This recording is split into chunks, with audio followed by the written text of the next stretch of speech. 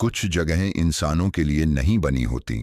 Chandpur junction भी ऐसी ही एक जगह है जहां वक्त की गति रुक गई हो। यहां हर रात एक ट्रेन चलती है, लेकिन वह ट्रेन अपनी मंजिल तक कभी नहीं पहुंचती। ये ट्रेन उन्हीं लोगों को अपने साथ ले जाती है जो इस दुनिया से रुखसत हो चुके होते हैं। और एक बार तुमने उस ट्रेन का दरवाजा पकड़ लिया तो तुम्हारी कहानी यहीं खत्म हो जाती है।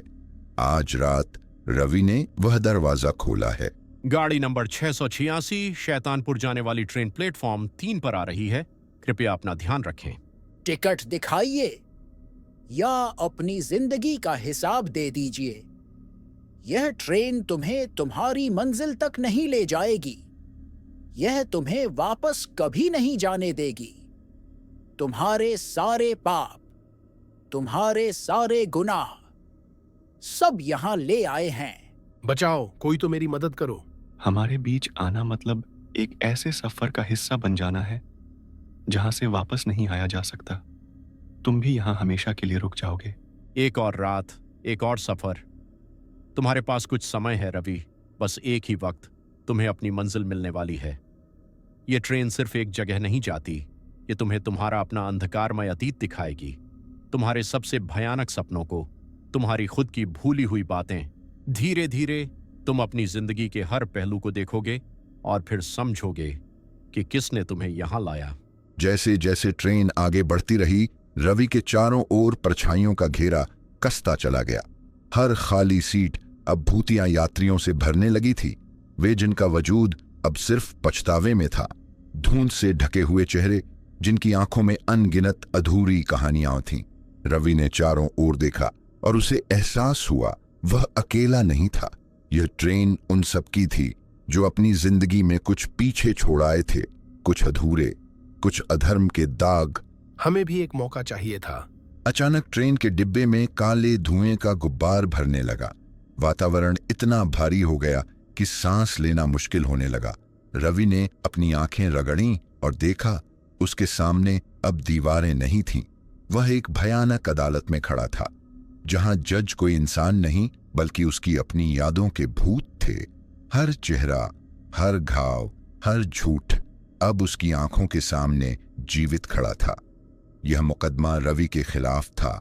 गवाह वही थे जिनसे उसने कभी मुंह मोड़ा था। तेरा लालच मेरी बर्बादी बन गया था। रवि की टांगें कांपने लगीं। वह भागना चाहता था, लेकिन उसके कदम अब जमीन से जैसे चिपक गए थे। हर आरोप उसकी आत्मा को भीतर तक काट रहा था। ट्रेन अब ट्रेन नहीं रही थी, यह एक चलता फिरता लोहे का ताबूत बन चुकी थी।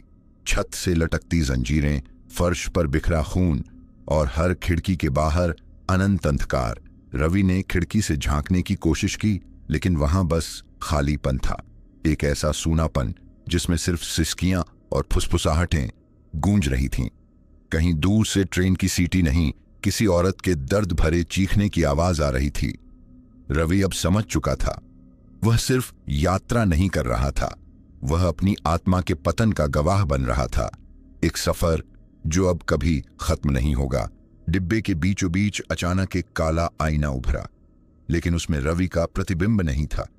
वह देख रहा था अपने बचपन की वो रात जब उसने चोरी की थी, वह दिन जब उसने एक दोस्त को धोखा दिया था, वह पल जब उसने किसी मदद मांगते को अनदेखा कर दिया था।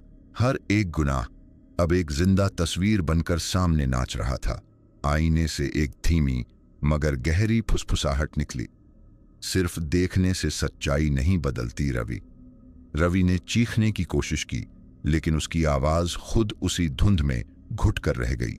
ट्रेन ने झटका खाया और जैसे वक्त थम सा गया।